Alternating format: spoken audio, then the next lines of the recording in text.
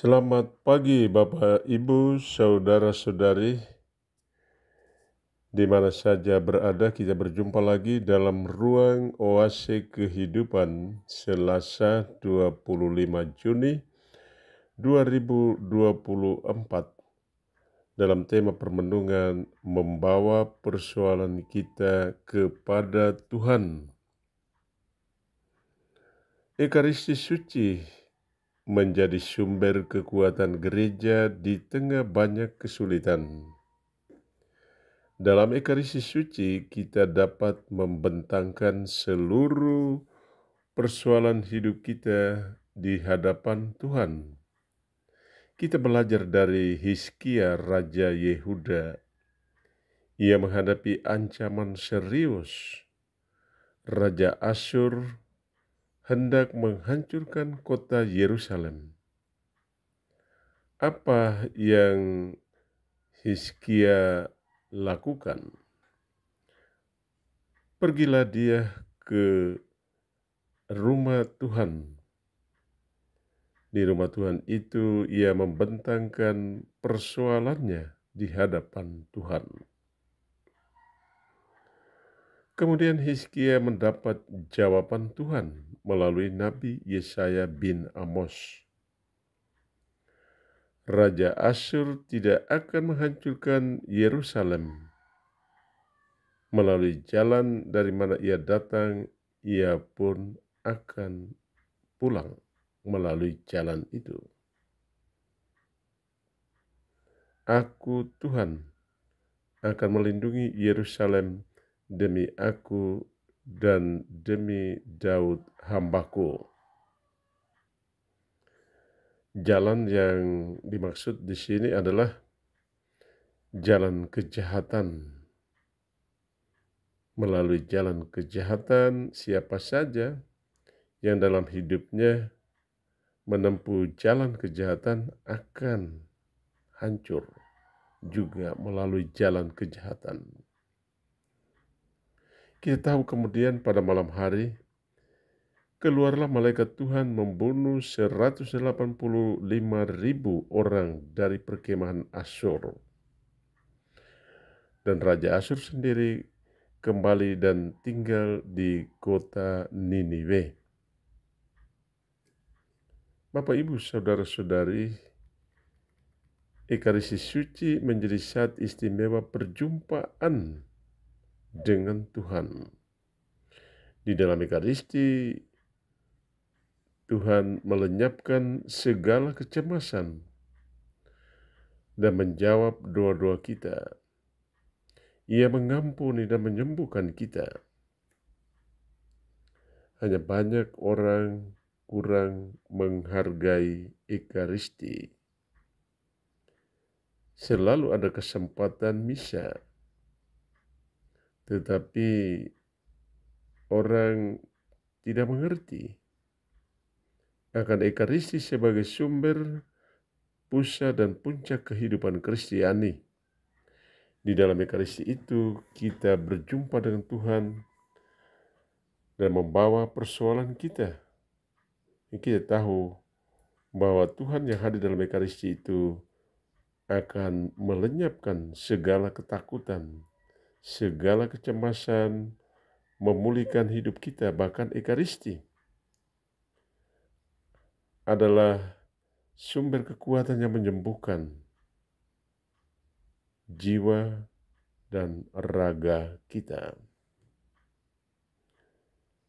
Mari kita belajar dari Hizkia, Raja Yehuda, yang membawa persoalan ke tempat yang benar, yaitu di hadapan Tuhan dalam doanya dan juga bagi kita dalam Ekaristi. Bacalah 2 Raja bab 19 ayat 9b sampai 11, ayat 14 sampai 21, 31 sampai 35a, 36. Apakah kita juga membawa persoalan hidup kita kepada Tuhan dalam misa suci? Pemazmur memberi kesaksian ada 3 hal penting dalam kesaksian pemazmur. Pertama, Tuhan menjadi benteng hidupnya. Kedua, Tuhan hadir dalam bait-Nya yang kudus.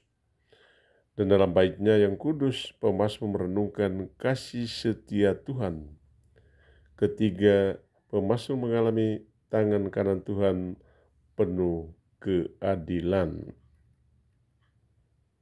Ya, kita membawa persoalan kita kepada Tuhan, maka Ia akan bertindak adil, memberi keadilan kepada orang-orang beriman. Hizkia Raja Yehuda juga banyak orang beriman telah mengalami Tuhan sebagai tempat perlindungan dan pemulihan hidup mereka, baik jiwa maupun raga. Dalam bait-Nya mereka mengalami kasih setia Tuhan, seperti juga misa suci menjadi pengalaman akan kasih setia Tuhan menjaga kita. Akhirnya kita juga tahu tangan kanan Tuhan penuh keadilan yang melindungi kita dari segala kejahatan. Ia menghancurkan kejahatan dari hidup kita. Bacalah Mazmur bab 48 ayat 2-3a, 3b sampai 4, 10-11. Apakah kesaksian pemazmur juga menjadi pengalaman iman kita? Yesus berbicara kepada para murid-Nya tentang barang kudus dan mutiara berharga, yaitu iman kita. Iman itu kemudian kita wujudkan dalam cinta kasih dengan penuh pengorbanan. Cinta penuh pengorbanan dalam keluarga, dalam hidup dan pelayanan kita akan menjadi jalan keselamatan bagi kita. Melawan hidup sembrono tidak disiplin sebagai jalan luas dan lebar menuju kehancuran.